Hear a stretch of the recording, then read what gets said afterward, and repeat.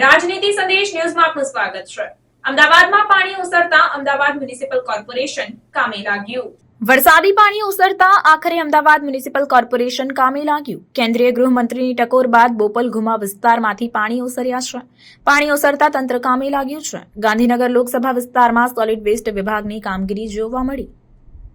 બોપલ ઘુમા થલતેજમાં યુદ્ધના ધોરણે કામગીરી હાથ ધરવામાં આવી છે અને કાદવ કીચડ દૂર કરવા ખાસ ટેન્કરો મારફતે પાણી સ્પ્રે પણ કરવામાં આવ્યા। અમદાવાદમાં કુલ 13,000 સફાઈ કામદારો કામગીરીમાં જોડાયા છે।